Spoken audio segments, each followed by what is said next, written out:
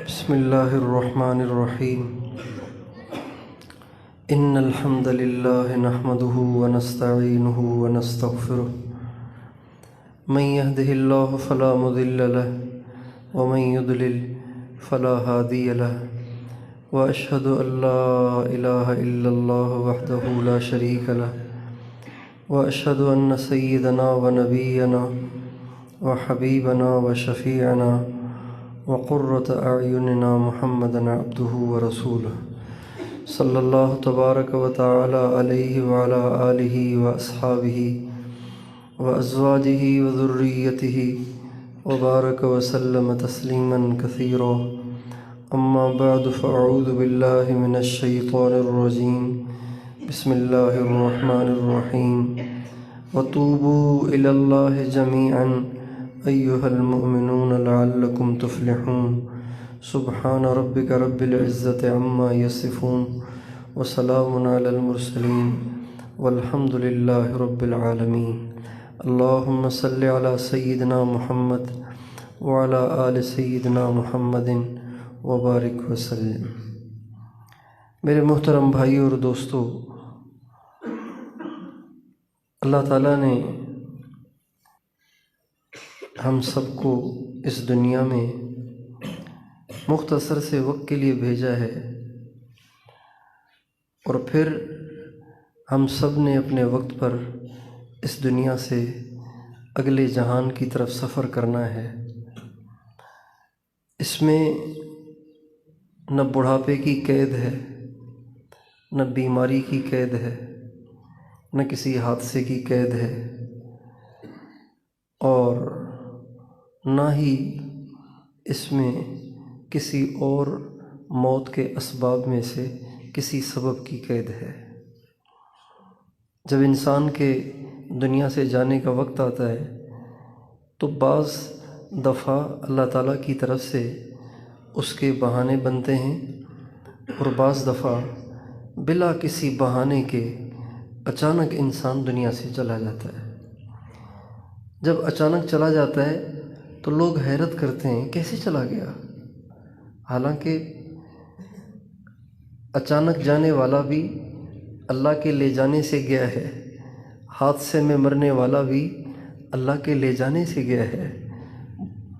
ہر حادثے میں ہر وہ شخص جس کو حادثہ پیش آئے اس کا مرنا یقینی تو نہیں ہوتا.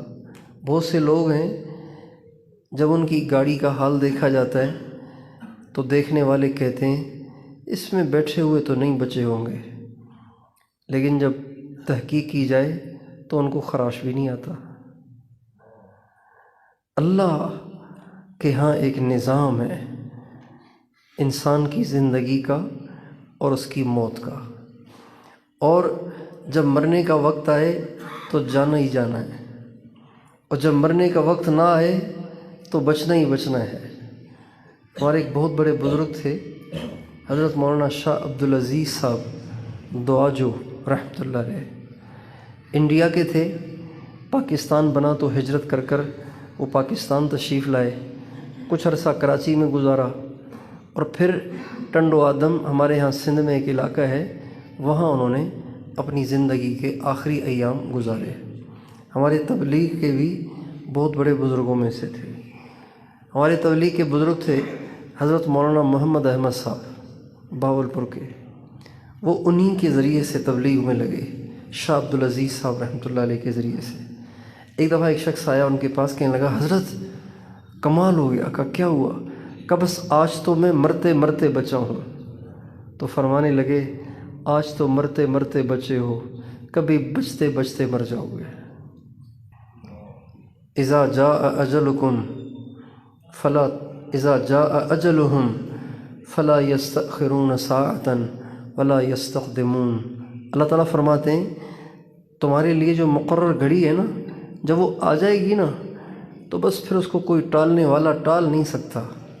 دنیا کے سارے ڈاکٹر مل جائیں، دنیا کے سارے سائنسدان مل جائیں، ساری دنیا کی ٹیکنالوجی جمع ہو جائے، کسی انسان کی زندگی میں 1 منٹ کا اضافہ نہیں کر سکتے. ہارون رشید کے جب مرنے کا وقت آیا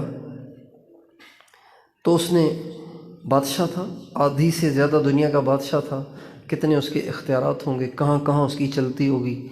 تو اس نے بڑے بڑے طبیب جمع کیے۔ اس زمانے میں ڈاکٹر نہیں تھے، طبیب تھے، حکیم تھے، یونانی حکیم تھے۔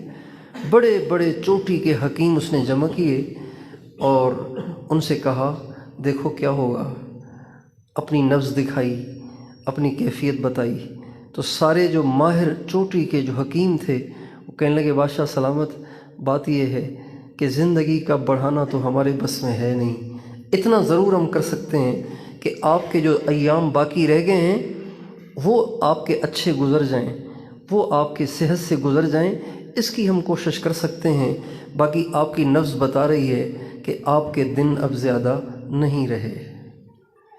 جب طبیبوں نے ان کو بتا دیا کہ اب آپ جانے کی تیاری کریں تو انہوں نے، ہارون رشید نے اپنی قبر کو اپنے سامنے کھدوایا، اپنی قبر کو کھدوایا اور اس قبر کے سرانے بیٹھ کے رونے لگا اور کہنے لگا ما اغنا عنی مالیہ ہلک عنی سلطانیہ، ہائے میرا مال مجھے آج کام نہیں آ رہا، ہائے میری بادشاہت آج مجھے کام نہیں آ رہی، میری بادشاہت بھی چھوٹ رہی ہے، میرا مال بھی چھوٹ رہا ہے، ہائے افسوس، کاش کہ میں آج کے دن کے لیے کچھ کر لیتا۔ جب انسان کے مرنے کا وقت آئے تو اسے کوئی نہیں بچا سکتا، اسے جانا ہے اور جانا ہے اور جانا ہے۔ تاریخ انسانیت میں ایک انسان بھی، چاہے وہ اللہ کا پیارا ہو، چاہے وہ دنیا کے لحاظ سے کوئی بڑا طاقتور انسان ہو، دنیا کی تاریخ میں ایک انسان بھی ایسا نہیں ہے جو موت کے پیالے سے مستثنی ہو گیا ہو۔ آدم علیہ السلام سے آپ چلنا شروع کریں، آدم علیہ السلام، شیس علیہ السلام، ادریس علیہ السلام، نوح علیہ السلام، ابراہیم علیہ السلام، موسیٰ علیہ السلام، عیسیٰ علیہ السلام، بیچ میں ہزاروں 70,000 بنی اسرائیل کے انبیاء، سب کے سب ایک ایک ایک دنیا سے رخصت ہوتے چلے گئے۔ جب آخر میں سب کے سردار کا نمبر آیا، حضرت محمد صلی اللہ علیہ وسلم کا نمبر آیا، آپ اس دنیا میں تشریف لائے، تو آپ فرماتے ہیں ایک دن جبریل میرے پاس آئے اور مجھ سے کہا یا محمد عش ما شئت فإنک میت۔ محمد صلی اللہ علیہ وسلم، اللہ تعالیٰ کی طرف سے پیغام ہے، وہ یہ ہے آپ جتنا چاہیں جئیں لیکن ایک دن آپ کو جانا ہے۔ کہتے ہیں موسیٰ علیہ السلام کی روح لینے کے لیے جب حضرت ملک الموت تشریف لائے، حاضر ہوئے، تو پہلے زمانے میں ملک الموت نظر آتے تھے، انسان کی شکل میں نظر آتے تھے، بعد میں آنا ان کا موقوف ہو گیا۔ تو وہ انسان کی شکل میں آئے موسیٰ علیہ السلام کی روح لینے کے لیے۔ جب وہ روح لینے لگے نا تو موسیٰ علیہ السلام تو جلالی تھے، رکھ کے اس کو زور سے چماٹ ماری، تھپڑ مارا تو اس کی آنکھ نکل گئی۔ تو وہ روتا ہوا اللہ کے پاس گیا، اللہ میاں کس کے پاس بھیج دیا ہے کہ ملک الموت کو بھی اس نے نہیں چھوڑا اور میری آنکھ ہی پھوڑ دی ہے۔ تو اللہ تعالیٰ نے فرمایا موسیٰ کو اصل میں غصہ آ گیا ہے، اس لیے کہ تو اس کی روح نکالنے لگا تھا، تو لہٰذا تو اس کے پاس جا اور اس کو کہہ کہ موسیٰ اللہ تعالیٰ پوچھ رہے ہیں کیا آپ دنیا میں رہنا چاہتے ہیں، کتنا رہنا چاہتے ہیں، 1000 سال، 2000 سال، کتنا رہنا چاہتے ہیں؟ چنانچہ ملک الموت آئے، آ کے موسیٰ علیہ السلام سے کہا کلیم اللہ، اللہ تعالیٰ فرما رہے ہیں آپ اس دنیا میں رہنا چاہتے ہیں نا، تو کتنا رہنا چاہتے ہیں آپ؟ 100 سال، 200 سال، 500 سال، 1000 سال؟ ان کا اگر 1000 سال مجھے زندگی مل بھی جائے پھر کیا ہوگا؟ کہ جانا تو پھر بھی پڑے گا، جانا تو پھر بھی پڑے گا۔ اس لیے انسان کو اس بات کا تصور رہنا چاہیے کہ میں نے جانا ہے۔ جو لوگ اپنے اصل ٹھکانے کو بھول جاتے ہیں نا، اصل ٹھکانے کو بھول جاتے ہیں تو ان کے کردار بہت خراب ہو جاتے ہیں۔ ہم لوگ باہر ملکوں میں گئے نا تو وہاں ان پاکستانی نوجوانوں کو جن کا ان کی ماؤں سے رابطہ تھا، ان کے باپ سے رابطہ تھا، اور ان کو اس کا احساس تھا کہ کوئی بوڑھی ماں چھوڑ کے آیا ہوں کمانے کے لیے، کوئی بوڑھا باپ چھوڑ کے آیا ہوں کمانے کے لیے، تو جن کو اس بات کا احساس رہتا تھا نا تو ان کی زندگی الگ تھی، اور جن کو پچھلی کوئی ٹینشن ہی نہیں ہے، نہ ان کو بھائی یاد، نہ ان کو بہنیں یاد، نہ ان کو مائیں یاد، نہ ان کو باپ یاد، تو وہ عیاشی میں پڑ گئے، بدماشی میں پڑ گئے، زنا میں پڑ گئے، شراب میں پڑ گئے، بدکاریوں میں پڑ گئے، اور ان کو یاد ہی نہیں رہا کہ ہم یہاں کے نہیں ہیں، ہم تو کسی اور ملک سے کچھ کمانے کے لیے یہاں تشریف لائے تھے۔ اس لیے انسان کو چاہیے کہ اپنے اصلی ٹھکانے کو یاد رکھے۔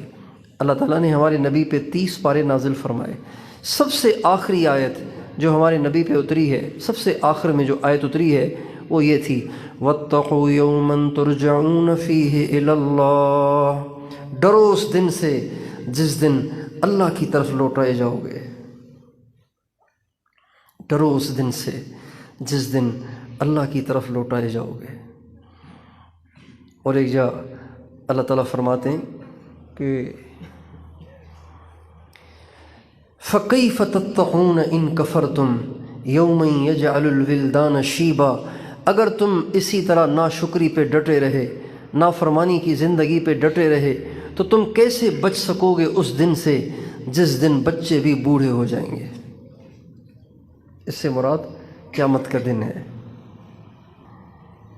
تو دوستو، ہم سب نے مرنا ہے، ہم سب کو اس دنیا سے جانا ہے، ہم سب کو موت کا پیالہ پینا ہے، ہم سب کو ایک دن غسل دیا جانا ہے، ہم سب کو ایک دن کفن پہنایا جانا ہے، ہم سب کو ایک دن قبر میں اتارا جانا ہے، ہم سب کو ایک دن مٹی کے حوالے کر کے رشتہ داروں نے آ جانا ہے، ہم سب کو قبر میں جانے کے بعد اپنی زندگی کا حساب دینا ہے۔ فرشتہ آئے گا اور آ کے پوچھے گا من ربک، بتاؤ تیرا پالنے والا کون ہے؟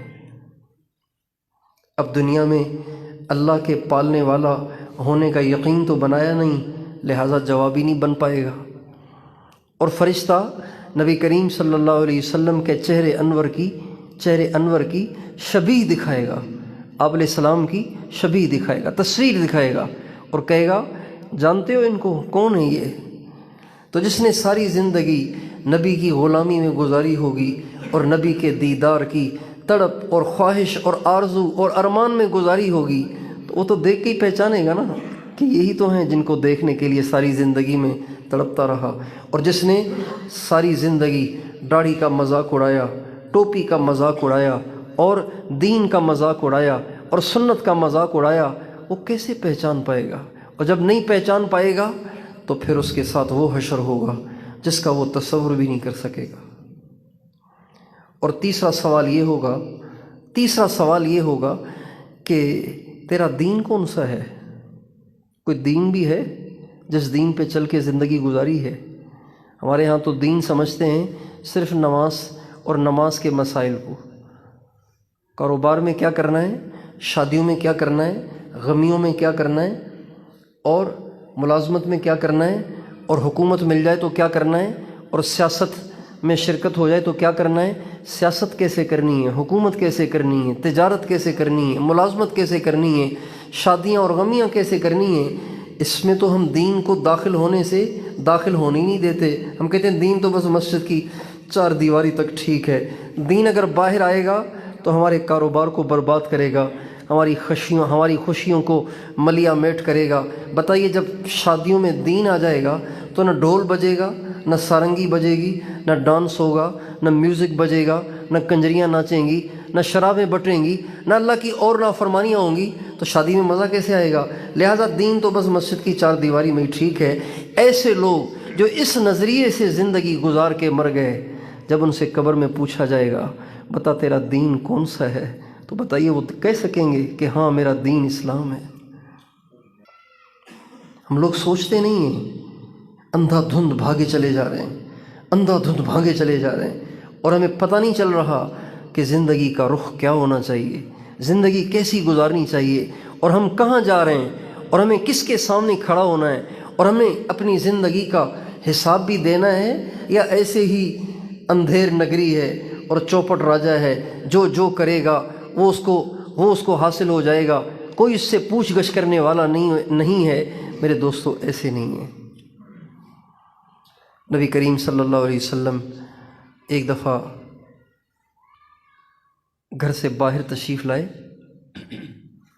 مسجد میں مسجد میں آئے تو حضرت ابوبکر صدیق اور حضرت عمر دونوں حضرات بیٹھے ہوئے تھے، دوپہر کا وقت تھا، یعنی آرام کا وقت تھا۔ آپ مسجد میں تشریف لائے نا، تو آپ نے حضرت ابوبکر صدیق سے، حضرت عمر سے پوچھا آپ لوگ اس وقت مسجد میں کیا کر رہے ہیں؟ کہنے لگے یا رسول اللہ بھوک اتنی شدید تھی کہ گھر میں تو کچھ کھانے کو نہیں تھا، لہٰذا بھوک کی وجہ سے گھر میں بیٹھا نہ گیا، تو بے چین ہو کر ہم گھر سے نکلے تو سوچا کہ مسجد آ جائیں۔ ابو بکر اپنے طور پہ آئے، عمر اپنے طور پہ آئے، ابھی آپ تشریف لے آئے ہیں۔ آپ نے فرمایا اللہ کی قسم جس چیز نے تمہیں گھر سے نکالا ہے مجھے بھی اسی بھوک نے نکالا ہے۔ واللہ ما اخرجنی الا ما اخرجکما، اللہ کی قسم میں بھی بھوک کے مارے نکلا ہوں۔ چنانچہ آپ علیہ السلام نے اپنے دونوں ساتھیوں کو لیا اور آپ حضرت ام سلیم ابو طلحہ رضی اللہ عنہ کے گھر تشریف لے گئے۔ تو آواز دی تو ابو طلحہ نہیں تھے، ام سلیم تھیں۔ ام سلیم نے کہا مرحبا، اللہ کے نبی تشریف لے آئے، تشریف لائیے آقا تشریف لائیے۔ گھر اندر لے گئیں اور آپ علیہ السلام کو بٹھایا، ابو بکر عمر رضی اللہ عنہ کو بٹھایا اور خود چلی گئیں حضرت ابو طلحہ کو بلانے کے لیے۔ حضرت ابو طلحہ کے تو نصیب جاگے، سرکار دو عالم گھر میں تشریف لے آئے ہیں، اور کیا چاہیے۔ وہ بھاگے بھاگے آئے اور کھجوروں کے باغ میں کام کر رہے تھے، تو وہ کھجور کا خوشہ توڑ کے لے آئے۔ ایسا خوشہ لائے جس میں پکی ہوئی کھجوریں بھی تھیں، کچی کھجوریں بھی تھیں، اور آدھی پکی ہوئی آدھی کچی ہوئی، یعنی تینوں جو ورائٹیاں ہیں کھجوروں کی وہ تینوں ورائٹیاں لے آئے اور آ کے آقا کے سامنے رکھیں۔ تو آپ نے فرمایا اتنی ساری لے آئے، اتنی ساری لانے کی ضرورت ہی نہیں تھی، تھوڑی سی لے آتے کہ رسول اللہ میرا جی چاہا ہر ورائٹی آپ کے سامنے ہو، جو آقا کو پسند ہو وہی نوش فرمائیں، وہی تناول فرمائیں۔ آپ ان میں سے کھجوریں کھانے لگے۔ اتنے میں حضرت ابو طلحہ انصاری بھاگ کے گئے اور بکری کا بچہ ذبح کیا، بیوی سے کہا جلدی سے روٹی پکاؤ، آقا تشریف لائے ہیں، کچھ نہیں کھایا ہوگا۔ میرے آقا اکثر بھوکے رہتے تھے، اکثر فاقے سے رہتے تھے، آپ کا اکثر پیٹ خالی رہتا تھا، ساری زندگی آپ نے کبھی پیٹ بھر کر کھانا نہیں کھایا۔ اما عائشہ فرماتی ہیں ما شبع رسول اللہ صلی اللہ علیہ وسلم من خبز شعیر یومین متتابعین، 2 دن مسلسل میرے آقا نے کبھی پیٹ بھر کے جو کی روٹی بھی نہیں کھائی۔ ایسی تنگ دستی کی زندگی آپ گزارتے تھے۔ تو ابو طلحہ نے کہا آپ روٹی پکائیں اور میں بکری کے بچے کو ذبح کرتا ہوں۔ انہوں نے بکری کے بچے کو ذبح کیا، آگ پہ گوشت کو پکایا، حضرت ام سلیم نے روٹی پکائی، آٹا گوندا روٹی پکائی، دونوں چیزیں تیار ہو گئیں، آقا علیہ السلام کی خدمت میں پیش کی گئیں۔ آپ علیہ السلام نے خود نہیں کھایا، نہ حضرت ابو بکر صدیق کو کھانے دیا، نہ حضرت عمر کو کھانے دیا۔ ایک روٹی اٹھائی اور اس پہ ایک بوٹی کا ٹکڑا رکھا اور فرمایا ابو طلحہ ابلغ بہذا فاطمہ فإنها لم تصب شيئا منذ ایام۔ ابو طلحہ یہ روٹی کا ٹکڑا اور یہ بوٹی کا ٹکڑا جاؤ جا کے میری فاطمہ کو دے آؤ، کئی دن سے اس نے کچھ نہیں کھایا۔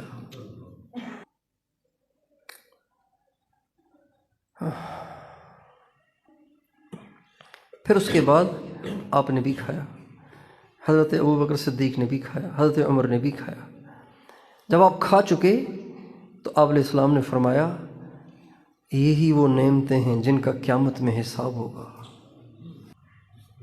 اتنے دن کے فاقے کے بعد کھجوریں ملی ہیں، روٹی ملی ہے، گوشت ملا ہے، آپ فرما رہے ہیں ثم لتسألن یومئذ عن النعیم، یہی تو وہ نعمتیں ہیں جس کی پوچھ ہوگی بھائی۔ تو بہت پریشان ہوئے صحابہ، اتنی تکلیف کے بعد روٹی سی ملی ہے، گوشت ملا ہے اور اس پہ بھی پوچھ گچھ۔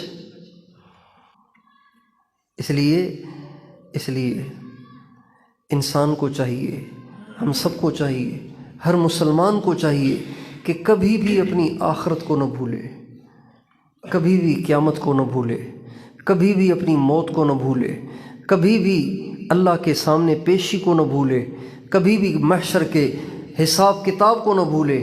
اللہ تعالیٰ فرماتے ہیں اما من خاف مقام ربہ ونہى النفس عن الہوى فإن الجنة هي المأوى۔ جو شخص قیامت کے دن اللہ کے سامنے پیشی کو یاد رکھے اور اپنے نفسانی خواہشات سے باز رہے، اللہ فرماتے ہیں میں ابھی سے بتا رہا ہوں جنت اس کا ٹھکانہ ہے۔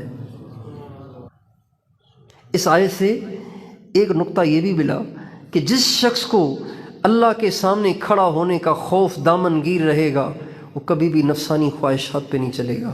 جو لوگ کہتے ہیں نا کہ نظروں کی حفاظت نہیں ہوتی، زبان قابو میں نہیں ہے، نیت خراب ہو جاتی ہے، دکھلاوا بہت پیدا ہوتا ہے، یہ ہوتا ہے اور وہ ہوتا ہے، بہت سی اللہ کی نافرمانی سے بچنے میں وہ اپنے آپ کو بے بس اور مجبور محسوس کرتے ہیں۔ اللہ تعالیٰ نے ایسے لوگوں کو اس آیت میں نسخہ دے دیا ہے، فارمولہ دے دیا ہے، کیا؟ اما من خاف مقام ربہ۔ ہر وقت اس بات کے تصور میں رہو، اس بات کو ذہن میں رکھو، اس بات کا استحضار رکھو کہ اللہ کے سامنے کھڑا ہونا ہے۔ سورہ حاقہ میں اللہ تعالیٰ فرماتے ہیں یومئذ تعرضون یومئذ تعرضون لا تخفى منکم خافیہ۔ اف، کیسی خوفناک آیت ہے۔ اللہ تعالیٰ فرماتے ہیں یاد کرو اس دن کو جس دن اللہ کے سامنے پیش کیے جاؤ گے، ہو نہیں جاؤ گے، اللہ کے سامنے جانے کی ہمت نہیں ہوگی، گھسیٹ گھسیٹ کے فرشتے اللہ کے سامنے پیش کریں گے اور کہیں گے دو اب حساب جو تم وہاں دیکھتے تھے، دو اب حساب جو تم وہاں سنتے تھے، دو اب حساب جو تم کیا کرتے تھے، دو اب حساب جو تم کھاتے پیتے اور کماتے تھے۔ کیا ہوگا؟ لا تخفى منکم خافیہ، کوئی چھوٹی سے چھوٹی بات بھی تمہاری اس دن چھپی ہوئی نہیں ہوگی، سب ظاہر ہو جائے گا۔ یہ تصور اور یہ دھیان اور یہ احساس اور یہ ادراک اگر ہماری آج کی نوجوان بچے بچیوں کو حاصل ہو جائے تو بتائیے کبھی ان سے گناہ ہو سکتا ہے؟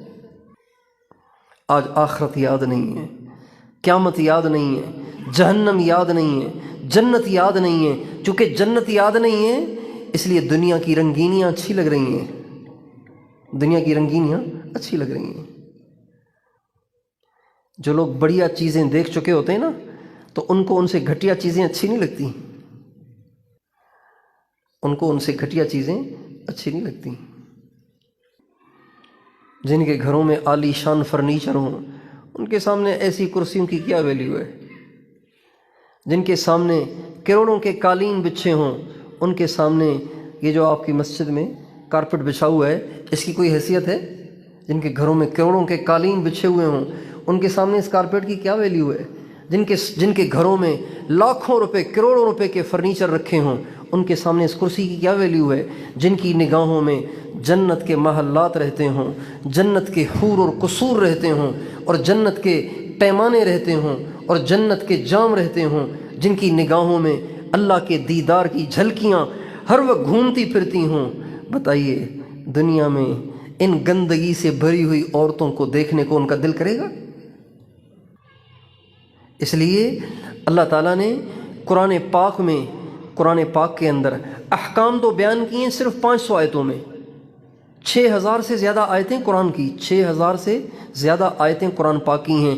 احکام حلال حرام، جائز ناجائز، صحیح غلط، یہ جو اللہ نے بتایا نا، اس کا حق، اس کا حق، اس کا اتنا حق، اس کا اتنا حق، یہ چیزیں صرف 500 آیتوں میں اللہ نے بتائی ہیں، صرف 500 آیتوں میں۔ اس کے علاوہ 6000 آیتوں میں اللہ تعالیٰ نے صرف جنت کو بیان کیا ہے، جہنم کو بیان کیا ہے، قیامت کی پیشی کو بیان کیا ہے، قیامت کے دن کو بیان کیا ہے، اپنی عظمت کو بیان کیا ہے، جھٹلانے والوں کے انجام بد کو بیان کیا ہے اور ماننے والوں کے انعامات کو بیان کیا ہے۔ سارا قرآن اس سے بھرا پڑا ہے۔ آپ قرآن اٹھائیے، قرآن کا کوئی صفحہ شاید قیامت کے تذکرے سے خالی ہو، لیکن آج ہم اپنے دل کی طرف جھانکیں، ہمارے دل کے کسی کونے کھانچے میں بھی قیامت کا تذکرہ نہیں ہے، قیامت کا خیال نہیں ہے۔ ہم صبح اٹھتے ہیں دنیا کی ٹینشن لے کر، رات کو سوتے ہیں دنیا کی ٹینشن لے کر، نمازیں پڑھتے ہیں دنیا کی سوچ کے ساتھ، دنیا کی فکروں کے ساتھ۔ قیامت، جہنم، جنت، اللہ کے سامنے پیشی، اللہ فرماتے ہیں اذا زلزلت الارض زلزالها واخرجت الارض اثقالها وقال الانسان ما لها يومئذ تحدث اخبارها بان ربك اوحى لها۔ یہ اللہ قیامت کو بیان کر رہے ہیں، جب کلام اذا سے شروع ہو جائے نا، اذا سے شروع ہو جائے یا لفظ یوم سے شروع ہو جائے تو اس کا مطلب ہے یاد کرو اس گھڑی کو، نگاہوں کے سامنے لاؤ اس منظر کو، نگاہوں کے سامنے لاؤ اس سما کو۔ وہ کیا سما ہوگا، وہ کیا منظر ہوگا جب ساری زمین کو اللہ پوری قوت سے جھنجھوڑ کے رکھ دے گا، یہاں تک کہ زمین اپنے بوجھ باہر نکال دے گی۔ القارعۃ ما القارعۃ وما ادراک ما القارعۃ یوم یکون الناس کالفراش المبثوث وتکون الجبال کالعہن المنفوش۔ یاد کرو اس آندھی کو جس آندھی میں شاپر اور کاغذ نہیں اڑیں گے، تنکے اور مٹی نہیں اڑے گی، بلکہ اس آندھی طوفان میں تمہارے یہ پہاڑ جنہیں تمہاری کریش مشینیں بھی کاٹ نہیں پا رہی، یہ روئی کے گالوں کی طرح اڑ رہے ہوں گے۔ وتکون الجبال کالعہن، کیا دن ہوگا، کتنی خوفناک گھڑی ہوگی، وہ کیسا منظر ہوگا وہ۔ آج ہمارے گھروں میں اس کے تذکرے نہیں ہیں، آج ہمارے گھروں میں اس کے تذکرے نہیں ہیں۔ یہ جو ہمارے چھوٹے چھوٹے معصوم بچے بیٹھے ہوئے ہیں، ان بیچاروں کو ماں باپ نے بتایا ہی نہیں کہ قیامت کیا ہے، اللہ کے سامنے پیشی کتنی خوفناک ہے۔ حدیث میں آتا ہے جب قیامت کے دن اللہ کے سامنے پیشی ہوگی تو انبیاء کی بھی ہوگی، گناہگاروں کی بھی ہوگی، نیکوکاروں کی بھی ہوگی، انبیاء کی بھی پیشی ہوگی۔ جب عیسیٰ علیہ السلام کی پیشی ہوگی تو عیسیٰ علیہ السلام سے اللہ تعالیٰ پوچھیں گے اَأَنْتَ قُلْتَ لِلنَّاسِ اتَّخِذُونِي وَأُمِّيَ إِلَٰهَيْنِ مِن دُونِ اللَّهِ، عیسیٰ کیا دنیا میں لوگوں کو تم نے کہا تھا کہ مجھے اور میری ماں کو معبود بناؤ؟ عیسائی کہتے ہیں نا کہ عیسیٰ علیہ السلام بھی اللہ ہے، اللہ بھی اللہ ہے، حضرت مریم بھی اللہ ہے، کہتے ہیں تین اللہ ہیں، یہ تین اللہ مل کر اس دنیا کو چلا رہے ہیں۔ یہ عیسائیوں کا عقیدہ ہے، اس کو کہتے ہیں تثلیث۔ تو اللہ تعالیٰ پوچھیں گے عیسیٰ علیہ السلام سے، عیسیٰ آپ نے کہا تھا لوگوں سے کہ مجھے اور میری ماں کو معبود بناؤ؟ حدیث میں آتا ہے جب عیسیٰ علیہ السلام سے اللہ یہ سوال ڈالیں گے نا، ان پر یہ سوال ڈالیں گے تو اللہ کو بھی پتہ ہے کہ عیسیٰ نے نہیں کہا، عیسیٰ علیہ السلام کو بھی پتہ ہے کہ میں نے نہیں کہا، لیکن اللہ پاک کے اس سوال کے کرتے ہی عیسیٰ علیہ السلام کے روئیں روئیں سے خون رسنا شروع ہو جائے گا۔ عیسیٰ علیہ السلام، اتنا خوف ہوگا، اتنی دہشت ہوگی۔ تو جس دن عیسیٰ علیہ السلام سے ایک سوال کیا جائے جس سوال کا جواب اللہ بھی جانتا ہے اور وہ بھی جانتے ہیں کہ وہ اس میں بالکل بے قصور ہیں، اس کے باوجود بھی حضرت عیسیٰ علیہ السلام کا حال یہ ہوگا کہ ان کے روئیں روئیں سے خون نکلنا شروع ہو جائے گا۔ تو بتائیے جنہوں نے ساری زندگی انٹرنیٹ میں گزار دی، ساری زندگی اذانیں سن کر لحاف میں گزار دی، ساری زندگی ماں باپ کے دل دکھاتے رہے، ساری زندگی گالیاں دیتے رہے، ساری زندگی غیبت کرتے رہے، ساری زندگی نمازیں چھوڑتے رہے، ساری زندگی فلمیں دیکھتے رہے، ڈرامے دیکھتے رہے، گانے سنتے رہے، ساری زندگی برائی میں گزارتے رہے، جن کو قرآن کے لیے ٹائم نہ ملا، نماز کے لیے ٹائم نہ ملا، ذکر و تلاوت کے لیے ٹائم نہ ملا، درود کے لیے ٹائم نہ ملا، اللہ کو یاد کرنے کے لیے ٹائم نہ ملا، بتائیے ان کا قیامت کے دن جب پوچھو گی کیا حشر ہوگا؟ اس لیے بھائیوں، مرنا ہے، اللہ کے سامنے پیشی ہے، اللہ کے سامنے جانا ہے، زندگی کی ہر بات کا حساب دینا ہے۔ اللہ تعالیٰ قرآن پاک میں فرماتے ہیں ما یلفظ من قول الا لدیہ رقیب عتید، تمہاری زبان سے جو بول نکلتا ہے نا، بول نکلتے ہی فرشتہ اسے محفوظ کر لیتا ہے۔ کبھی بھی ایسے نہیں ہوتا کہ تمہاری زبان سے کوئی بول نکل گیا ہو اور فرشتے سے چھوٹ گیا ہو، فرشتے سے فوت ہو گیا ہو، ہر ہمیشہ تمہارے بول کے نکلنے سے پہلے وہ فرشتہ طاق میں بیٹھا ہوتا ہے، بول نکلتے ہی وہ اس کو محفوظ کر لیتا ہے، اور قیامت کے دن آپ کو اس کا حساب دینا ہے، آپ کو اس کا حساب دینا ہے۔ ایک بہت بڑے بزرگ تھے، وہ گئے کسی اور سے ملنے کے لیے، تو گھر والوں نے کہا کہ جی وہ تو سو رہے ہیں، عصر کے بعد کا ٹائم تھا، وہ تو سو رہے ہیں۔ کہنے لگے یہ کون سا سونے کا ٹائم ہے، عصر کے بعد سوتے ہیں کیا؟ بھئی دوپہر کو سو یا رات کو سو، عصر کے بعد تو نہیں سونا چاہیے۔ تو ان کی زبان سے نا یہ بول نکل گیا، یہ کوئی سونے کا ٹائم ہے؟ جو ہی یہ بول نکل گیا تو سوچنے لگے یہ میں نے کیا کہہ دیا، یہ میں نے کیوں کہہ دیا؟ بھئی پتہ نہیں کیا مجبوری تھی، بیچارہ ساری رات نہ سویا ہو، دن کو بھی موقع نہ ملا ہو، تو اب وہ تھوڑا سا لیٹا ہو کمر سیدھی کرنے کے لیے، آنکھ لگ گئی ہو سکتا ہے کہ نہیں ہو سکتا؟ تو کون ہوتا ہے اوروں پہ تبصرے کرنے والا کہ یہ کوئی سونے کا وقت ہے؟ پھر فرمانے لگے اللہ کی قسم 1 سال تک تجھے سونے نہیں دوں گا۔ اپنے آپ سے کہا 1 سال تک تجھے سونے نہیں دوں گا، اللہ کی قسم 1 سال تک تجھے روزے رکھواؤں گا۔ چنانچہ اپنے اس بول کی سزا میں اپنے نفس سے 1 سال روزے رکھوائے اور 1 سال اپنے نفس کو سونے ہی نہیں دیا۔ ہم پتہ نہیں کہاں زندگی گزار رہے ہیں، پتہ نہیں کس سوچ میں چل رہے ہیں، اور پتہ نہیں کیوں آخرت کو بھولے ہوئے ہیں، حالانکہ جہنم میں صرف انہوں نے ہی نہیں جانا تھا، ہم نے بھی جانا ہے۔ قرآن صرف ان کے لیے نہیں اترا تھا، ہمارے لیے بھی اترا ہے۔ آخرت کا سامنا صرف ان کو نہیں کرنا تھا، ہمیں بھی کرنا ہے۔ حضرت علی رضی اللہ عنہ ایک دفعہ بیٹھے ہوئے تھے، فجر کی نماز کے بعد اشراق تک بیٹھے ذکر کرتے رہے۔ اشراق کے بعد اپنے پاؤں اپنی ٹانگ پہ ہاتھ مار کے کہنے لگے وہ لوگ کہاں چلے گئے؟ جب صبح کو اٹھتے تھے تو ساری رات کی بیداری کی وجہ سے ان کے چہرے زرد ہوتے تھے، ان کے ماتھوں پہ سجدے کے نشان ہوتے تھے۔ اب تو میں دیکھ رہا ہوں دنیا آخرت سے غافلی ہو گئی ہے، دنیا آخرت سے غافلی ہو گئی ہے۔ لوگوں کو موت یاد ہی نہیں ہے، لوگوں کو قیامت یاد ہی نہیں ہے، لوگوں کو جہنم کا خیال بھی نہیں آتا، لوگوں میں جنت کا شوق ہی نہیں ہے۔ دنیا کے مٹی کے گھروں کی دوڑ لگا لگا کے اپنی زندگیاں ضائع کر رہے ہیں، اور جو جنت کے محلات ہیں اس کے لیے دوڑی نہیں لگا رہے، حالانکہ اللہ تعالیٰ اس جنت کی طرف بلا رہے ہیں، اس جنت کی طرف۔ واللہ یدعو الی دار السلام، اللہ تمہیں دعوت دیتا ہے جنت کی کہ آؤ جنت کی طرف۔ سارعوا الی مغفرۃ من ربکم وجنہ ارضها السماوات والارض اعدت للمتقین الذین ينفقون فی السراء والضراء والکاظمین الغیظ والعافین عن الناس واللہ یحب المحسنین۔ چل کے نہ جاؤ، دوڑ لگاؤ اس جنت کی جس کی چوڑائی زمین آسمان کے برابر ہے، دوڑ لگاؤ۔ اللہ کہتے ہیں چل بل کے تم نہیں پہنچ پاؤ گے، دوڑ لگانی پڑے گی، ٹائم تھوڑا ہے، کام زیادہ ہے۔ جب فاصلہ زیادہ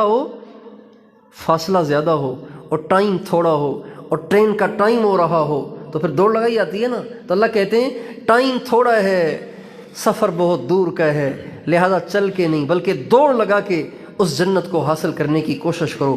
چنانچہ ہم صحابہ کی زندگی کو دیکھتے ہیں کہ صحابہ کی زندگی میں سکون نہیں تھا، بھاگم بھاگ تھی۔ صحابہ کی زندگیوں میں سکون نہیں ہے، مزے سے لیٹے ہوئے ہیں، مزے سے کھا رہے ہیں، مزے سے پی رہے ہیں۔ صحابہ کی زندگی ایسی نہیں تھی، بلکہ صحابہ کی زندگی میں بھاگم بھاگ، ادھر سے آئے تو ادھر نکل گئے، ادھر سے آئے تو ادھر نکل گئے۔ دن کو محنت، رات کو محنت، دن کو عبادت، رات کو عبادت، دن کو بھی اللہ کو راضی کرنے والے کام، رات کو بھی اللہ کو راضی کرنے والے کام۔ خود بھی یہی کر رہے ہیں، ان کے بچے، ان کی عورتیں بھی یہی کر رہی ہیں، اس لیے کہ سرکار دو عالم صلی اللہ علیہ وسلم کو بھی یہی کرتے دیکھ رہے ہیں۔ اما عائشہ فرماتی ہیں آپ علیہ السلام میرے پاس لیٹے ہوئے تھے اور مجھے فرمانے لگے چھوڑ میں اپنے رب کی عبادت کروں، اور مجھے یہ کہہ کے آپ مصلی پہ کھڑے ہو گئے، اور پھر آپ نے جو رونا شروع کیا تو روتے ہی چلے گئے۔ ایسے لگ رہا تھا جیسے آپ کے سینے میں کوئی انگیٹھی رکھی ہوئی ہے، جس انگیٹھی پہ دیگچی میں پانی رکھا ہوا ہے اور وہ پانی ابل رہا ہے، یہ ابلنے کی آواز آپ کے سینے سے آ رہی تھی، یہاں تک کہ فجر کا وقت ہو گیا۔ جب آپ نے سلام پھیرا تو میں نے آپ سے پوچھا یا رسول اللہ آپ ساری رات ہی نہیں سوئے، ساری رات آپ روتے رہے، کیا اللہ تعالیٰ نے آپ کی خطاؤں کو معاف نہیں کر دیا؟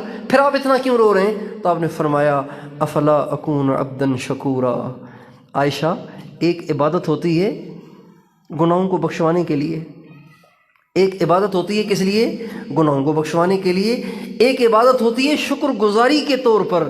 تو آج جو میں رات رویا اور آج جو میں نے لمبے لمبے سجدے کیے، یہ گناہوں کو بخشوانے کے لیے نہیں بلکہ اپنے رب کی ان نعمتوں پہ شکر گزاری میں جو میرے رب نے مجھ پہ فرمائی ہیں۔ اس لیے میرے دوستو، آخرت کا سفر ہم سب کو درپیش ہے، موت ہم سب کے سامنے ہے، قیامت ہم سب کے سامنے ہے، قبر کا گڑھا ہم سب کے سامنے ہیں۔ چھوٹے چھوٹے بچے بھی دفنائے چلے جا رہے ہیں، لوگ چھوٹے چھوٹے بچے بھی دفنا رہے ہیں نا۔ آپ قبرستان جائیں گے تو آپ کو ہر سائز کی قبر مل جائے گی۔ سالوں سے لوگوں کو سنا رہے ہیں کہ بھئی مرنا ہے اور مرنے کے لیے کوئی زندگی کی قید نہیں ہے، بچے بھی جا رہے ہیں، بوڑھے بھی جا رہے ہیں، سالوں سے لوگوں کو سنا رہے ہیں، لیکن ایک دفعہ اس کا حقیقی معنی میں احساس ہوا۔ ہمارے محلے میں ایک دفعہ بارش ہوئی نا، تو محلے میں وہ دوران بارش گھر کا سلیب گر گیا، بچہ کھیل رہا تھا، چھوٹی بچی کھیل رہی تھی گھر کے صحن میں، سلیب جو گرا تو وہ اس کی کمر پہ آ کے گرا، تو ایک دم بچی کو اس نے نا کچل کے رکھ دیا، بچی وہیں فوت ہو گئی، چھوٹی بچی، 2.5-3 سال کی بچی۔ مجھے انہوں نے کہا کہ آپ جنازہ پڑھائیں۔ اس کا ایک بھائی اللہ کے راستے میں چل رہا تھا تو میں گیا، ان کے گھر سے جنازہ نکل رہا تھا۔ جب اس بچی کا جنازہ لے کر نکل رہے تھے، عصر کی نماز سے پہلے یہ حادثہ پیش آیا، مغرب کے بعد جنازہ گھر سے نکل رہا ہے، چھوٹی بچی۔ میں آپ کو کیا بتاؤں، اس کی ماں کی چیخیں کلیجے کو کاٹ رہی تھیں، کھڑا نہیں ہوا جا رہا تھا وہاں پہ اس کی ماں کی چیخیں سن کر۔ اور پھر جب قبرستان لے کر گئے، جنازہ پڑھا، قبرستان لے کر گئے، مجھے کہنے لگے آپ قبر میں، کسی کو ہمت ہی نہیں ہو رہی تھی، رشتہ داروں میں سے کسی کو ہمت ہی نہیں ہو رہی تھی کہ ابھی بچی کھیل رہی تھی، ابھی اس کو قبر میں اتار دیں۔ تو میں نے کہا میں اتارتا ہوں، میں قبر میں اتر گیا۔ جب میں نے ان کے ہاتھوں سے وہ بچی لے کر اسے میں قبر میں لٹانے لگا تو مجھے یہ بات بڑی محسوس ہوئی کہ بے شک زندگی پہ کوئی بھروسہ نہیں ہے، اور مرنے کے لیے ضروری نہیں ہے کہ انسان بڑا ہو۔ یہ معصوم بچی بھی دیکھ آج قبر کے گڑھے میں اتر رہی ہے۔ اس دن یہ حقیقت منکشف ہو رہی تھی کہ بے شک مرنا ہے، اور مرنے کے لیے کوئی زندگی کی قید نہیں ہے۔ بڑھاپا ہو نہ ہو، جب وقت آئے گا تو جانا ہے، بیماری ہو نہ ہو، وقت آئے گا تو جانا ہے، حادثہ ہو نہ ہو، وقت آئے گا تو جانا ہے۔ اس لیے بھائیو، میں بھی آخرت کی تیاری کروں، آپ بھی آخرت کی تیاری کریں۔ اور آخرت کی تیاری کیا ہے؟ آخرت کی تیاری کیا ہے؟ آخرت کی تیاری یہ ہے کہ 2 کام کریں، 2 کام۔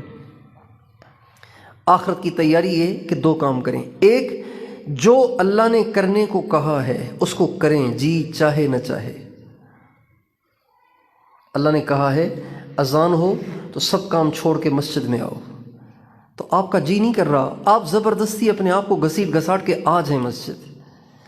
اللہ کا حکم ہے کہ ایک سرمائے کو آپ کے پاس 1 سال گزر گیا ہے، ایک سرمائے کو آپ کے پاس، ایک اماؤنٹ کو آپ کے پاس 1 سال گزر گیا ہے، اب آپ اس کا 40واں حصہ اللہ کے نام پہ نکال دیں، 39 اپنے پاس رکھیں۔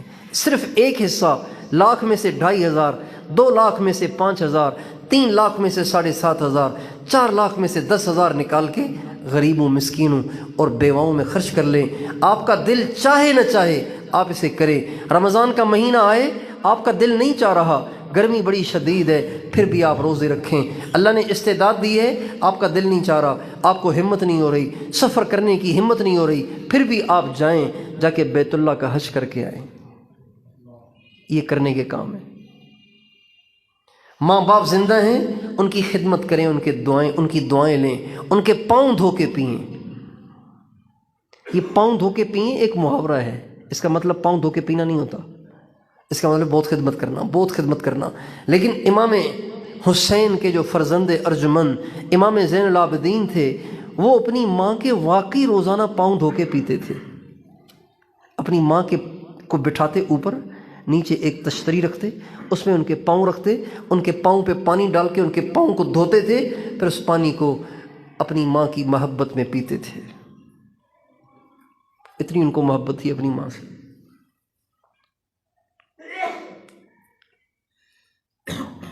ماں باپ زندہ ہیں، ان کی قدر کریں، ان کی دعائیں لیں، ان سے محبت کریں، ان کو پیار کی نگاہوں سے دیکھیں۔ جو اپنے ماں باپ کو خوشی سے دیکھے گا اور دیکھ کے مسکرائے گا، صرف ایک نظر دیکھنے سے اللہ تعالیٰ اس کو ایک حج اور عمرے کا ثواب عطا فرمائیں گے۔ کون سا دین ہے جو اتنا ماں باپ کا تقدس بتائے؟ اس کے باوجود بھی ماں باپ اپنے بچوں کو اپنی آنکھوں کی ٹھنڈک بنانا چاہتے ہیں، لیکن دین سے اس کو دور رکھتے ہیں۔ کتنے احمق ہیں! پتہ ہے کہ ہمارے رتبے سے ان کو اسلام کے سوا کوئی اور طریقہ آگاہ نہیں کرے گا، اس کے باوجود بھی دین سے دور کریں گے، انگریزی کے ساتھ چپکائیں گے، انگریزی کے ساتھ چمٹائیں گے، بڑی بڑی ڈگریوں کا اس کو شوق دلائیں گے، اس کو جنون دلائیں گے، لیکن قرآن کا شوق نہیں دلائیں گے، اسلام اور دین کا شوق نہیں دلائیں گے، اور اس کے اندر حضرت محمد صلی اللہ علیہ وسلم کی محبت نہیں بٹھائیں گے۔ حالانکہ ماں باپ کی آنکھوں کی ٹھنڈک تو اولاد تبھی بنے گی نا جب ان میں دین ہوگا۔ ماں باپ زندہ ہیں، ان کی دعائیں لیں، پڑوسی کا حق ادا کریں، رشتہ داروں کا حق ادا کریں، کسی کا حق نہ دبائیں، کسی کا حق نہ کھائیں، کسی کا دل نہ دکھائیں۔ یہ وہ کرنے کے کام ہیں جو ہمیں کرنے ہیں۔ یہ آخرت کی تیاری ہے، آخرت کی تیاری ہے۔ حضرت عبداللہ بن عباس رضی اللہ عنہما ایک دفعہ اعتکاف میں بیٹھے ہوئے تھے، تو ایک شخص آیا اور آ کے اپنے دکھڑے سنائے کہ جی میں اتنا پریشان ہوں، یہ مسئلہ، بہت سارے مسائل سنائے۔ عبداللہ بن عباس رضی اللہ عنہما نے فرمایا اگر تو کہے تو میں فلاں شخص سے بات کر لوں، وہ تیری مدد کر لے۔ کہا جی یہ ہو جائے تو بڑا آپ کا احسان ہوگا، میرے لیے بڑی آسانی ہو جائے گی۔ آپ اسی وقت اٹھے اور مسجد سے نکلنے لگے۔ اس شخص نے کہا حضرت آپ تو اعتکاف میں نہیں ہیں، آپ تو اعتکاف میں ہیں، آپ باہر نکل رہے ہیں، آپ اعتکاف بھول گئے؟ فرمانے لگے نہیں میں اعتکاف بھولا نہیں ہوں، مجھے اعتکاف بھی یاد ہے، اور اس قبر والے پیارے نبی کا فرمان بھی یاد ہے، اس قبر والے پیارے نبی کا فرمان بھی یاد ہے، جو کسی مسلمان کی جائز حاجت کے لیے، جائز کام کے لیے چلے گا، اللہ اسے 10 سال کے اعتکاف کا اجر عطا فرمائیں گے۔ یہ وہ کرنے کے کام ہیں، ہمدردی، اوروں کے کام آنا، اوروں کے کام آنا، اوروں کی ہمدردی کرنا، اوروں کے دکھ درد میں شریک ہونا، اوروں کے غم بانٹنا۔ یہ جو ہمارے ہاں تعزیت ہوتی ہے نا، کوئی مر جائے تو اس کے ہاں تعزیت کے لیے جایا جاتا ہے، تو یہ بھی ایک رسم بن گئی ہے، ورنہ اس کی حقیقت کیا ہے؟ تعزیت کسے کہتے ہیں؟ تعزیت کہتے ہیں تسلی دینے کو، تعزیت کہتے ہیں تسلی دینے کو۔ آج کل کی تعزیت بجائے تسلی کے مزید زخموں پہ نمک چھڑکنے کا باعث بنتی ہے۔ لوگ جاتے ہیں اور جو مر گیا ہے جا کے اس کے فضائل سناتے ہیں، وہ ایسا تھا، وہ ایسا تھا، وہ ایسا تھا، بڑا اچھا تھا، ہمارے ساتھ ایسا تعلق تھا، پتہ نہیں کیا ہو گیا، وقت سے پہلے ہی چلا گیا، ابھی جانے کی عمر ہی کیا تھی۔ ایسی باتیں کرتے ہیں کہ بیچارہ جو وارث ہے وہ مزید غمگین ہو جاتا ہے۔ حالانکہ تعزیت کیا ہے؟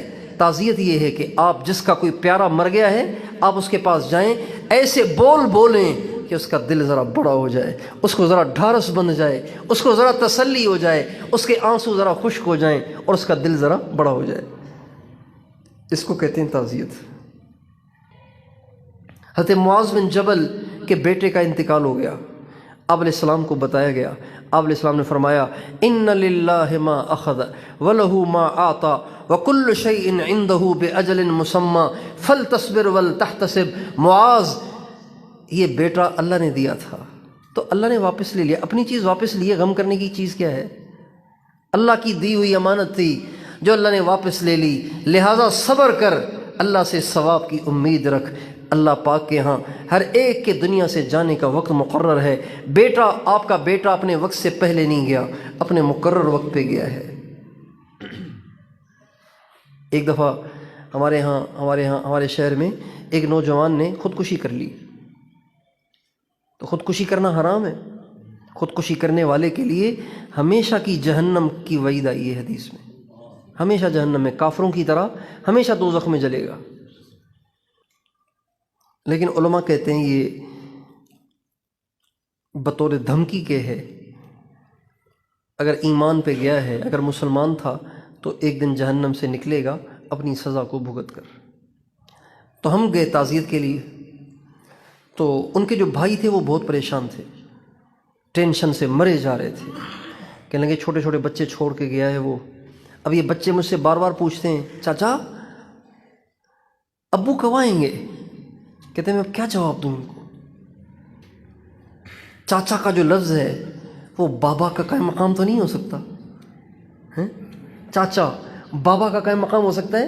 چاچا کتنا پھیکا لفظ ہے بابا کے مقابلے میں، بابا کتنا میٹھا لفظ ہے، کتنی اس میں مٹھاس ہے، بابا اس میں کتنی مٹھاس اور کتنی مامتا ہے، کتنی اس میں شفقت بھری ہوئی ہے صرف لفظ بابا میں۔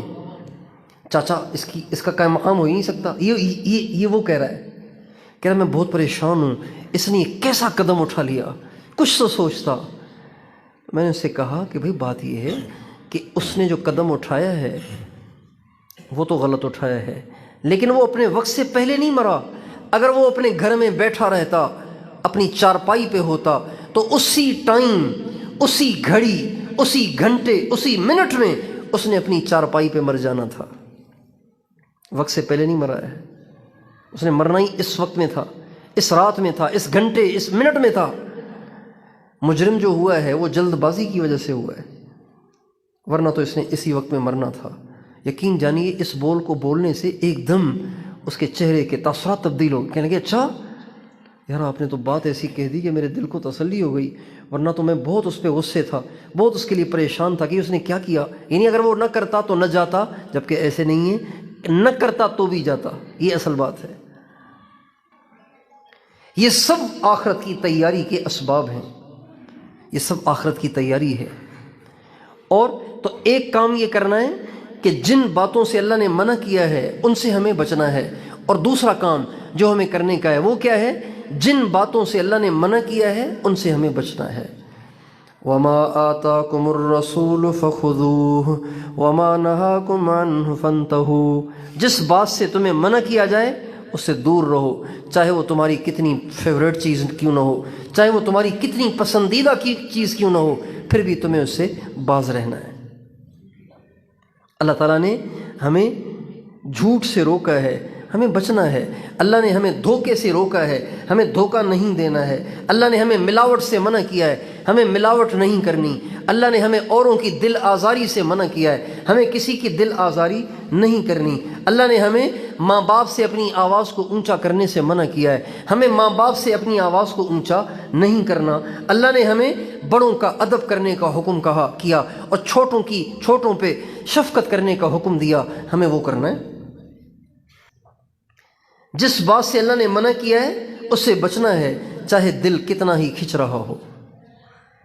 آج کل موبائل ایک بہت بڑی آزمائش بن کے ظاہر ہوا ہے، بہت بڑی آزمائش، بہت بڑا فتنہ بن کے ظاہر ہوا ہے۔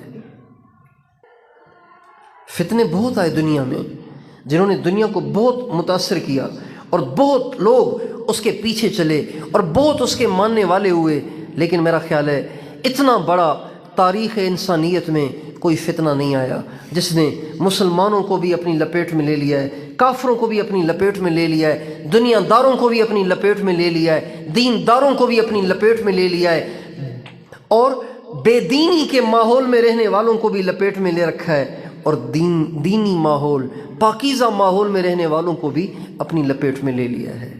اتنا اس کا عموم ہو گیا ہے، اتنا یہ عام ہو گیا ہے، ایسی یہ وبا پھیل گئی ہے۔ اب اللہ نے ہمیں کیا کہا ہے؟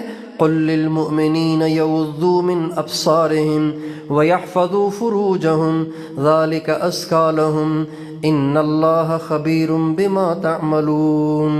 اللہ کہہ رہے ہیں اے نبی کہیے ایمان والوں سے کہ اپنی نظروں کو جھکاؤ، حرام نہ دیکھو۔ اگر تم یہ کرو گے اس سے تمہارا دل پاک رہے گا، صاف رہے گا، اور تمہاری شرمگاہ محفوظ رہے گی۔ اب اللہ نے اسے منع کیا ہے نا، ہمیں اس سے بچنا ہے، جی چاہے نہ چاہے بچنا ہے۔